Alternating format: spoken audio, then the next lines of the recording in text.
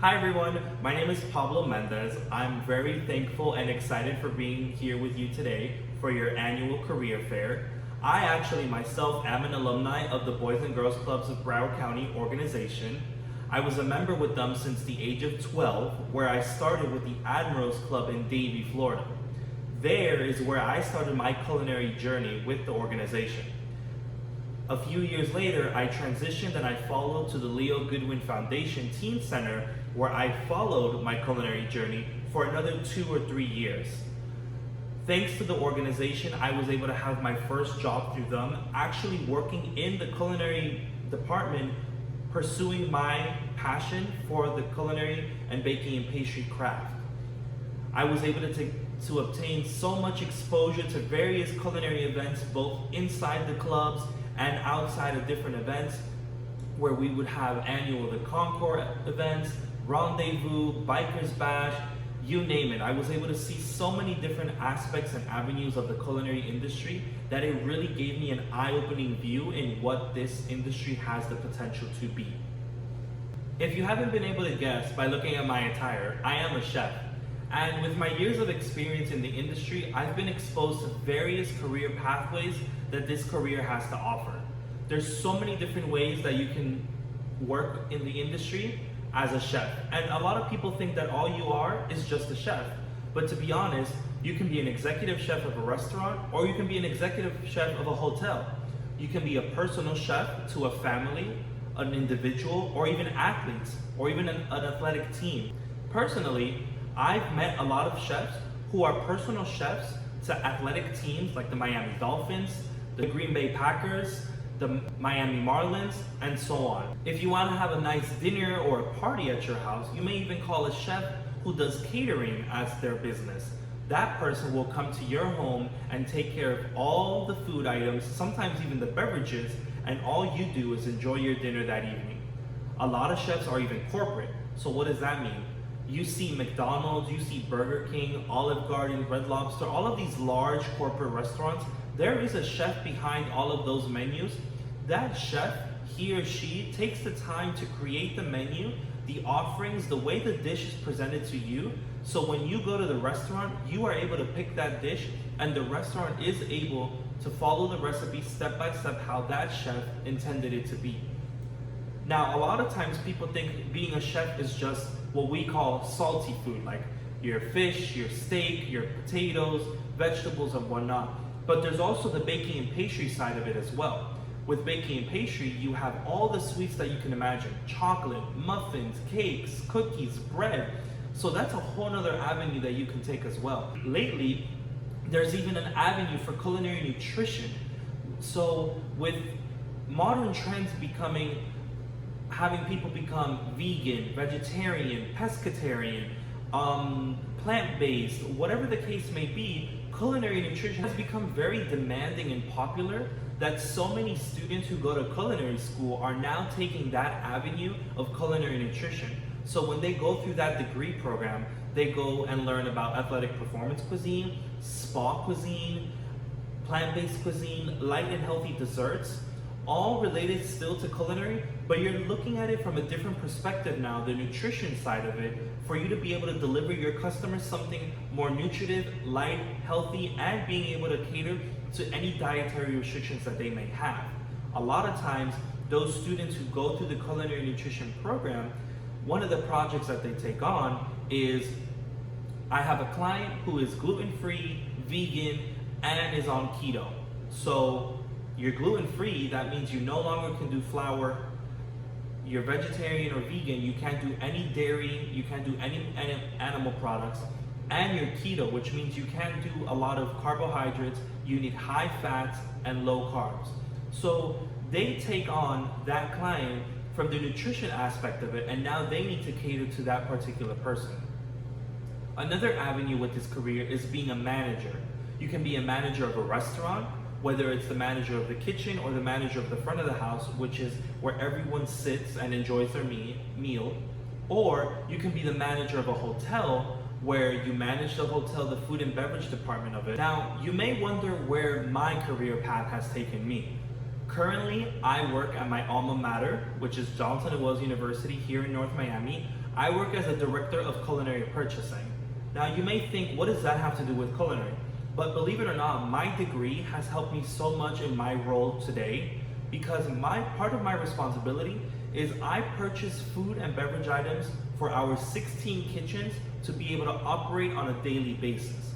Now, my degree has been able to identify those ingredients that I need to order and work with vendors, and using my food and beverage costing and menu planning, all of those skills that I learned with my undergraduate education that I have been able to place into my current role. Now, before this, I was a culinary events manager where I was in charge of any event related specifically to culinary. So what does that mean? I was in charge of setting up food buffets with a team of 8 people behind me where we would design menus and set up the dining room, set up the kitchen, everything with an emphasis on culinary. My degree has helped me in that sense because I was able to sit with my team and plan out elaborate menus, whether they were something very basic and simple or something very elaborate and high-end and fancy for our guests. Before that, I worked in a corporate office here in Miami as an assistant chef where I was able to help the head chef with designing and redesigning menu items for restaurants, specifically in airports. Now that was a really fun job because I had the opportunity to work in the Miami International Airport in some of those restaurants that when you travel, you go and you check them out and you have a meal before your flight. Some of those restaurants are menus that I've developed or I've helped redesign with the head chef. What was really great about that job is I was able to work with so many different vendors, and I had the opportunity to travel to Los Angeles, California to implement a menu that we designed and open up a brand new restaurant within the LAX airport. That was a really great job to have because I had the opportunity to travel, taste food, cook food, train people within the culinary department, all while doing what I love the most. So thanks to all that I've been able to do, that's just a glimpse of the work I've been able to do for the past 10 years. But thanks to that, I've been exposed to different opportunities within the industry. And because of that, my experience and the knowledge that I've gained, I've now been able to do so many things in my current position, and I plan on doing so much more. Currently, I also do catering on the side when I do have the time. I actually did have a catering event not too long ago where it was a party of 13 people and they won an elaborate menu. So just like I said, it could be something very simple or it could be something much more elaborate. Apart from catering, I also do meal prep for certain families where I have families that are what we like to call regulars, where we have others who are vegan, they are keto, others have celiac disease, which means they can't have any gluten. So it's been an interesting ride where I'm still able to earn an income doing what I love, but also the creativity and being imaginative behind every single dish that you have to come up with in order to still offer a great meal and please your client at the same time. What I find so interesting and I love about this career is the different avenues and pathways that you can take in the industry to become a chef or work as a chef even. You're not just stuck to one single thing. You can do so many different things that, like I just mentioned, and thankfully I've been able to see so many different aspects of the career and the industry itself. There's never a dull moment in this career. You gotta love it, you gotta have passion for it. It is very demanding. A lot of times you go on Food Network, you see these TV shows, these TV personality chefs that we like to call them, and they're great, don't get me wrong, and they make it look super easy, which it is, but you need to have that passion, that drive, that motivation for it, because if you don't, unfortunately, it will be very hard for you. And I would like to say that being a part of the Boys and Girls Club, working with them and being exposed to all of those events that I worked, that really gave me an inside look of the industry and made me realize, yes, this is something I really want to do and I'm passionate about. Because once you get to those events or any other event wherever you may work, you may realize, no, this is not for me. It's 8 hours or more on my feet, I'm cooking, I'm sweating, I'm constantly having to be cutting things, washing things. It may not be for you, it's not cut out for everyone. So that's why I always say, if you are interested in this career, take a look at it. Really talk to somebody who's in the career and let them tell you what their input or what their feedback is.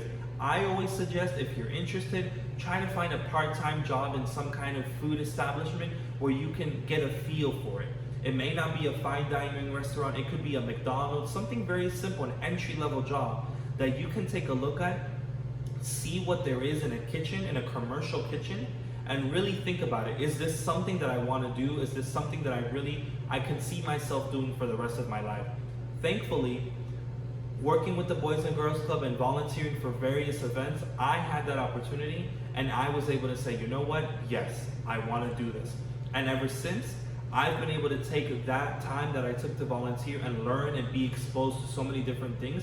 I've taken that from years ago and I still think back and I say, you know what? I remember when we used to do it like this. Now, in order to become a chef, you don't become a chef just from one day to another.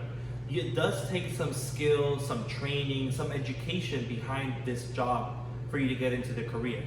A lot of times you'll hear people tell you, you know, if you want to be a chef, don't waste time going to school, don't waste your money, just go into the industry, start working as the bottom, maybe as a dishwasher, and work your way up, which is fine. I have nothing against that.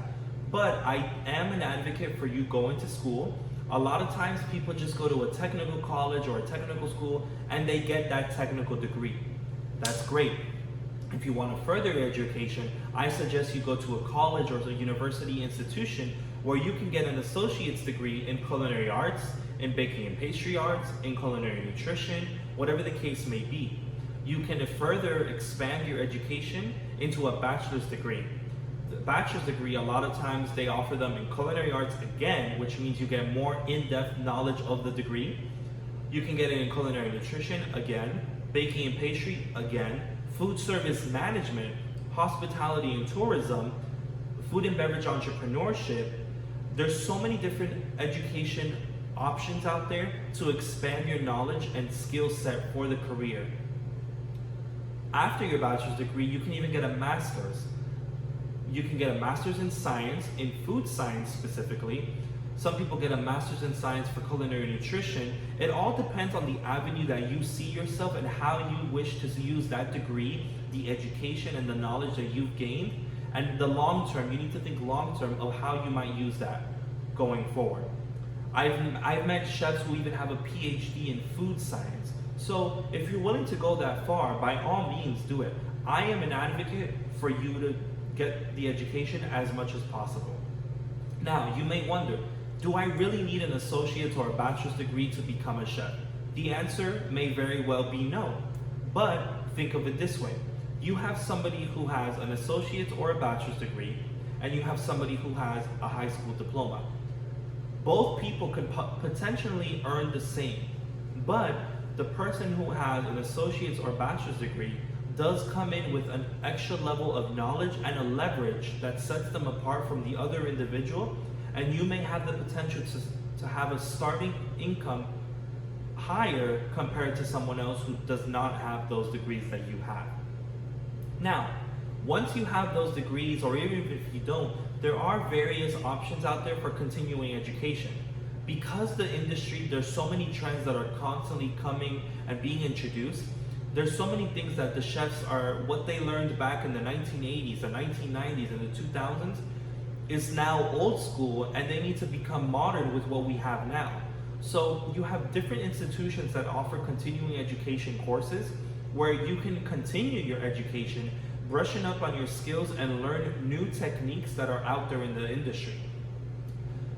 Some of them include like molecular gastronomy, vegan cooking, light and healthy desserts, again, all based on the trends that people are seeing in the industry itself. Now, you can also obtain additional certifications which will enhance your knowledge, your skill, and of course your resume, and will make you more attractive when you apply to a job. A lot of certifications can come from the ACF, which is the American Culinary Federation. They even offer certifications such as Certified Educator, Certified Executive Chef, Certified Executive Pastry Chef. So there's so many different certifications that you can choose from, like I said, which will enhance you as a person and professionally. Now, one of the most important certifications that I recommend that everyone who's interested in becoming a chef that needs to have is your Serv-Safe Sanitation certificate. That's the one that wherever you apply, they will ask you if you have that certification. It doesn't necessarily have to be from Serv-Safe, but it does have to be a sanitation certificate. Serv-Safe also offers an alcohol certification that you can use if you ever wish to work as a bartender, and that certification teaches you the proper way of serving alcohol, the legal requirements. You need to constantly be involved in learning what there is out there in the industry, because this will also help you with your skills when you go into the kitchen and you're preparing a meal, or even simply when you have the plate of food in front of you and you're spooning a sauce, the way you cut a beef, a steak, a chicken, the way you present the plate also shows the amount of knowledge and skill you have behind you. Now, the question a lot of people wonder, your income in this industry, in this career, working as a chef. You may wonder, well, maybe the chef doesn't get paid a lot, or maybe the chef does get paid a lot. So what's the truth? Let's be honest here. When you graduate from culinary school, or even when you're just starting out in this industry, you won't be getting paid a lot. You're most likely getting an entry-level job where you'll start off as a prep cook, as a mise en place person, whatever the case may be. But you need to work your way up as you gain experience, and your educational background helps as well. But an executive chef can earn an average of $50,000 a year as a starting salary, especially if you're brand new. The more experience and the more knowledge, the more skills you have and you bring with you that you have to offer, that annual salary will start to increment drastically. You can go, I've known people who their annual salary, their starting base is $100,000. It all depends on the role you play, your education, your skills, the knowledge, your references as well. So again, please make sure you emphasize on all of that, because later on in the long term, it will help you. And I should point out that every city, state, or even country is different. So you could earn more depending on where you are. And it's just a matter of doing your research and finding out what the average of income is for a chef in that area that you are in. Overall, this culinary career and being a chef has been fascinating, and I've loved every single minute of it. I've enjoyed it all the time, every single party, every single dinner, every single restaurant that I've worked at, I've always loved it. You meet great people, you get to interact with great guests, great customers. I actually had the opportunity to cater a dinner for the friends and family of the Kansas City Chiefs football team that played for the Super Bowl here in Miami against the San Francisco 49ers. That was one of the most amazing dinners I ever did. I even got the opportunity to meet Pitbull a few years back, where I did a dinner for him. A lot of times you're just in the motion of doing what you're doing. You're cooking, you're plating, you're serving the food to the guests, that you don't even realize who you're serving it to. And that's what happened to me when I was cooking for Pitbull. He was one of the many guests at this big party, and I was like, oh my goodness, it's Pitbull, I didn't even know. You do get a lot of opportunities with this career, and you're exposed to so many different pathways, like I just mentioned to you earlier.